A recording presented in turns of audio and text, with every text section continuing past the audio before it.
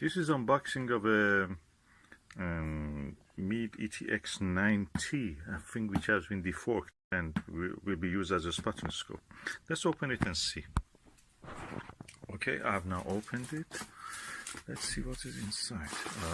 On top of it comes this, which looks like an eyepiece. Let me unwrap it. Okay, Meade Super Plus Sol 26mm eyepiece. This is a good eyepiece actually.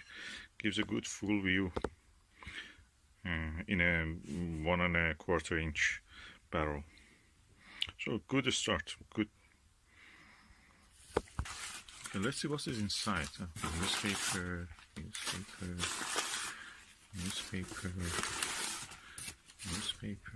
Oh, that here comes. Oh, it has one of these thingies. Oh, let me bring it out. Okay, it looks very well packed. Oh, the jam. This is practically, I have looked through this, and this is practically a lovely Questar. I have looked through a Questar. I know how Questar performs, and this must be like something like that. The only thing I'm not happy is that it doesn't have a eyepiece stopper here, eyepiece cap. But generally it looks beautiful. Look at it. And this is the focuser. On its own it costs £11. That's nice. Okay, that's the mirror. Okay, no finder scope, but let us open the cap and see what is there. Okay, this is a Questar. So I've put it on this spanner scope mount, which is quite sturdy. But it really is doing well. It's light. I think the original spotter scope that goes on this is a Bushnell Voyager or Discovery. It's really, really heavier than this. So this is quite lighter. You must have no problem. So I'm going to put it. Look at outside what's going on. The big bad world.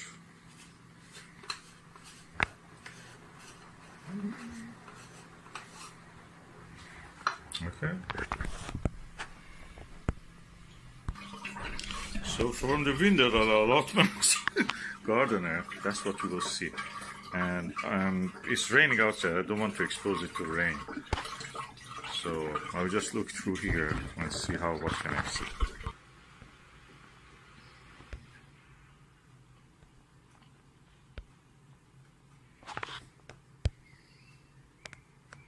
Of course, my hand is shaking and holding the camera on the eyepiece.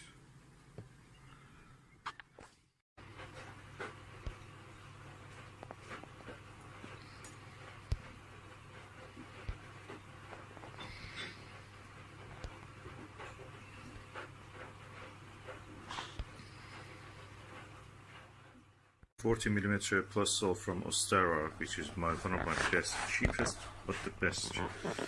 Now let's see what we can see here.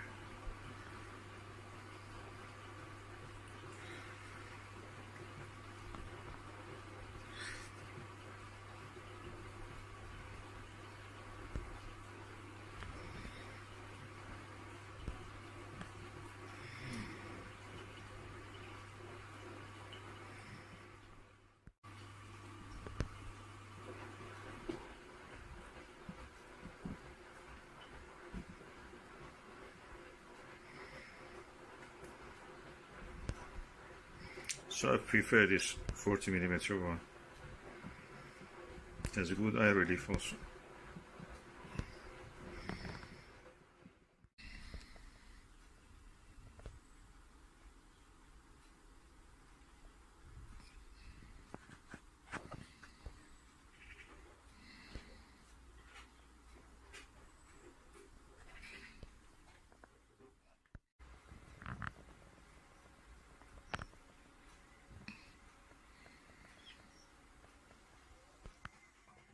So these are the flowers that I was looking at,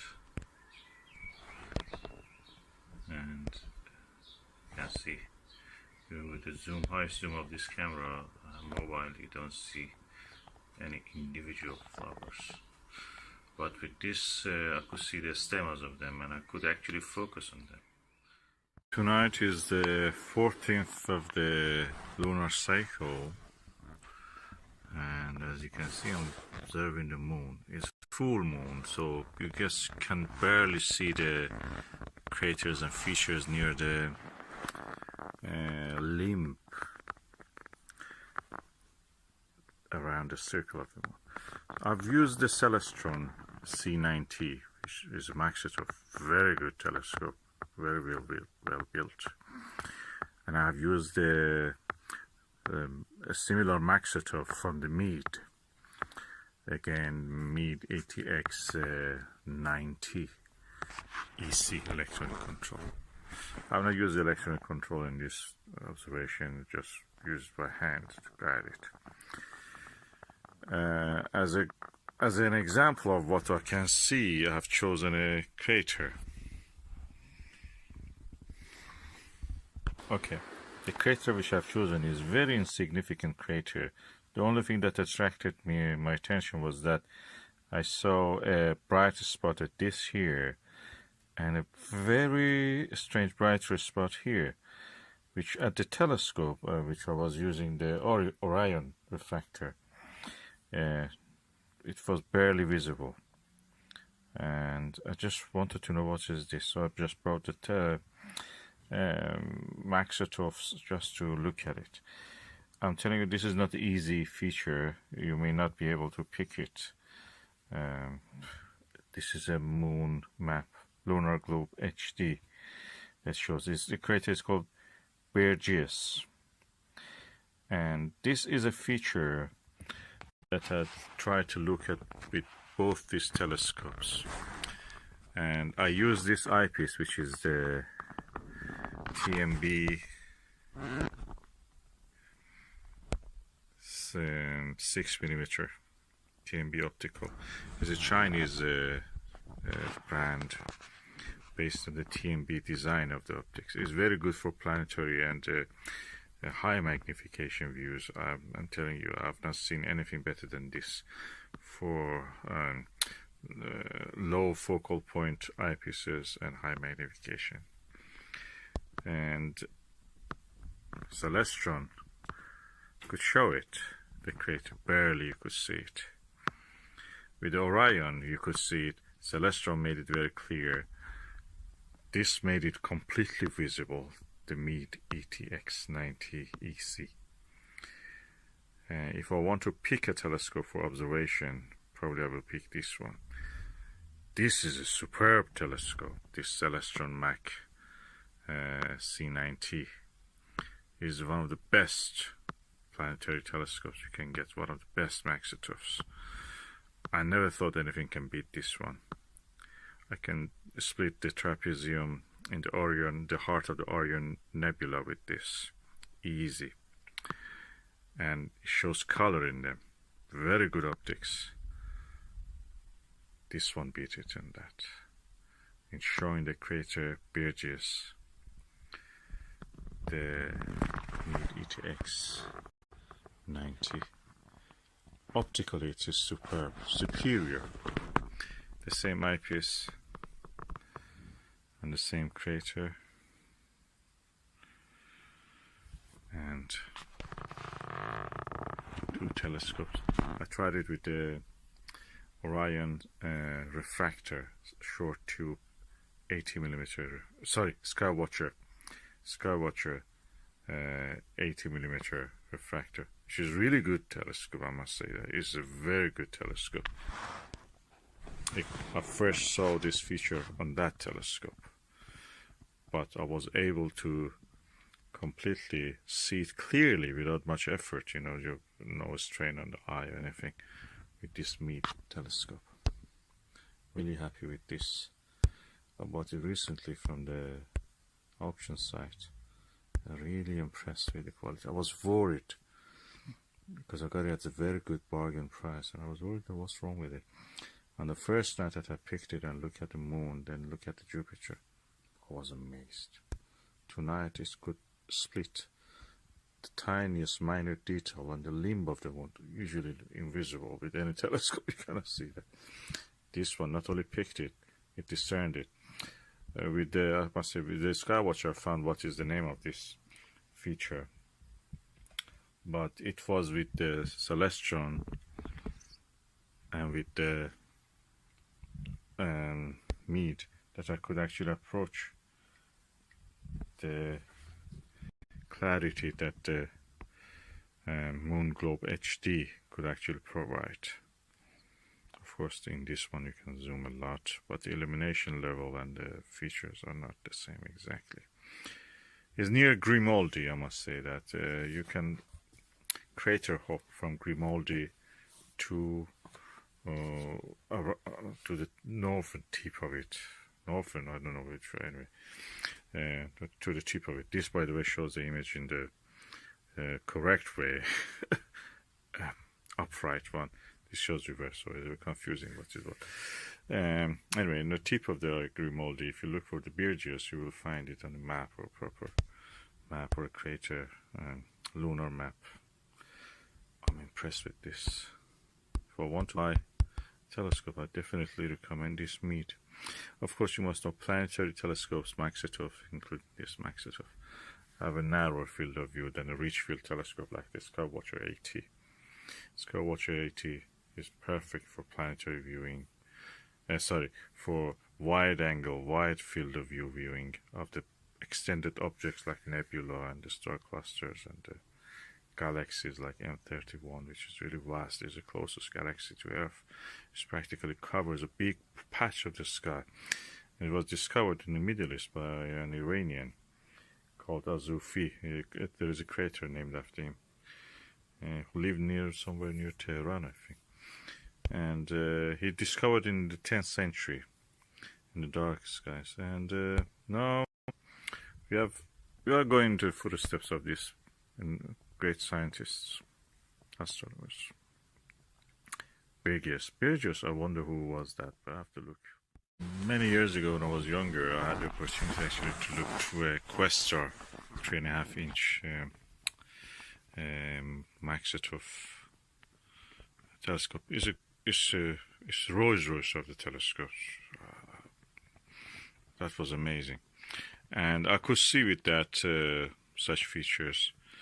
The good thing about the Meade is that optically is very close to that, almost identical. You cannot say the difference. The thing is that Questar had a better mechanics for the movements of the telescope. Whereas this one is a little bit not as good as that. For example, the parts of it is also plastic. Not all of it, but anyway. But optically is as good as Questar. Questar, if you want to buy Questar second hand, is nothing less than £3,000. Questar is a 3.5-inch telescope. You have to pay £3,500. There are 7-inch version of it, which is I think is around £20,000. And with this one, which I bought it £120, I can reach the optical quality of a Questar 3.5-inch, which is, if you buy it new, is around £4,000 or £5,000. Buy second hand is around 3,500, something like that, depending, of course, on the model and the year of the manufacturer.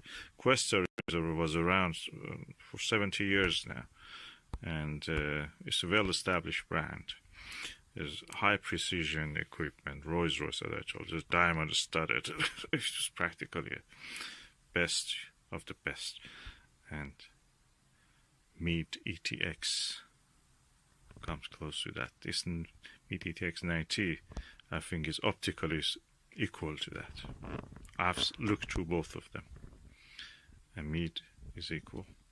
Mechanically, Questar is superior, of course. And what I'm amazed about this Meade is that no matter how many times I move the telescope, remove the eyepiece and put it back, focus stays the same. It's amazing. With this, you have to struggle with this. Any other telescope I've seen, you cannot really reach the same focus all the time without fidgeting with it.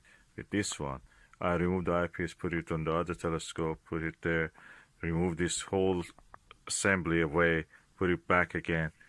The focus is the same, it's not changed. I don't need to adjust it. It's clear, sharp image. Wow. Okay, I describe how it looks through the Meade ETX90. This is Meade ETX125. It's like a spacecraft, is Apollo spacecraft flying over the moon. I never use this term with any telescope. These limp features is because you look at them as if they're really from attitude, as if you're flying over it. This is that experience. Meade ETX125. I think every Meade I have seen, and I have a few of them now, has exceptional optical quality. Celestron Maksutov is good. This one, C90, is really good. Of course, the ETX90 is better than that. Meade ETX90 better than that. Has an edge over it. The optics of this, I told you, is similar to Questar, but this one is exceptional. The bigger than this, Celestron doesn't have this size 125. The Maksutov, or if they have it, I have not seen it. I have not looked through it.